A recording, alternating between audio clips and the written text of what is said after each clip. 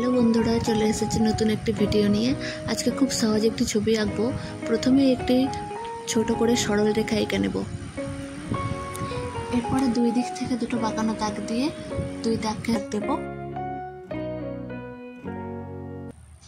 এবার আঁকা বাঁকা এঁকে দুটোকে যুক্ত করব।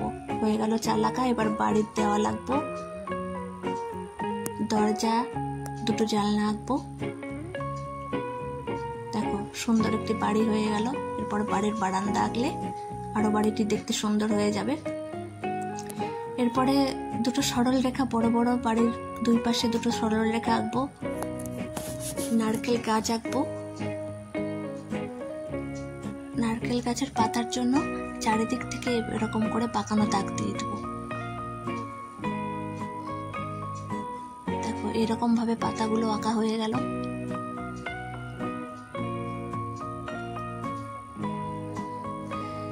এবার বাম দিকে আরেকটা নারকেল গাছ আঁকবো, তাহলে ছবিটা দেখতে আরো সুন্দর লাগবে।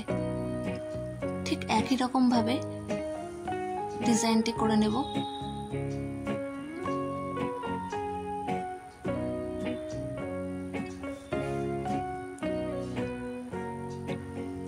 এবার বাড়ির সামনে রাস্তা এঁকে নেব। আঁকা বাঁকা দাগ দিয়ে দুপাশে দুই ফুলের গাছ এঁকে নেব।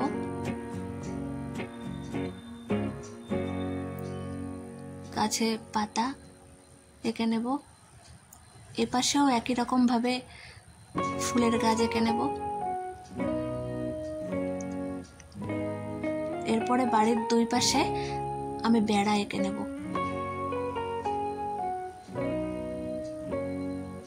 বাঁ পাশেও ঠিক একই রকম ভাবে বেড়া এঁকে নেব।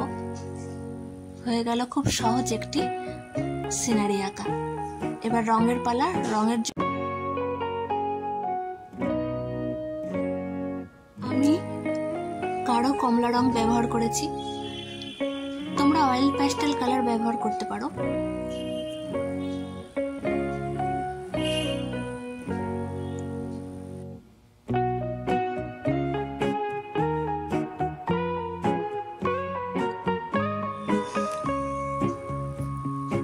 কমপ্লিট হয়ে গেছে চালের রং।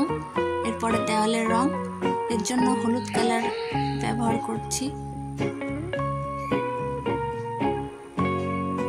বারান্দাও একই রং। এবার নারকেল গাছের জন্য আমি সবুজ কালার ব্যবহার করছি।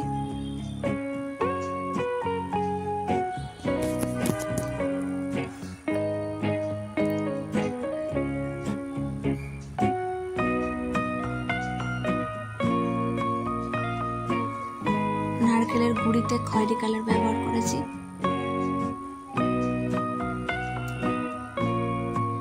জানলা দরজাতে কালো কালার।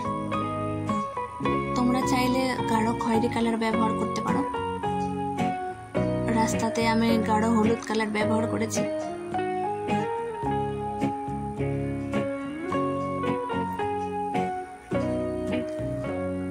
ফুলগুলোতে গোলাপি কালার, পাতাতে সবুজ,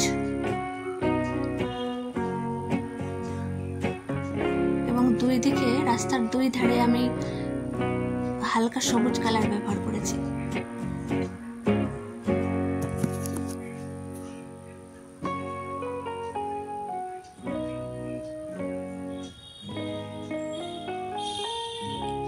এই পাশে কমপ্লিট।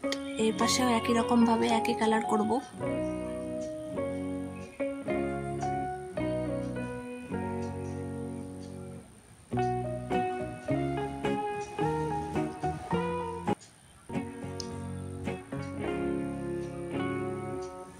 এবার রাস্তার ধারে খয়েরি কালার করে আমি রংটিকে শেষ করব। ভিডিওটি ভালো লাগলে অবশ্যই লাইক করবে। খুব তাড়াতাড়ি নতুন একটি ভিডিও নিয়ে আসছি। বাই বাই বন্ধুরা।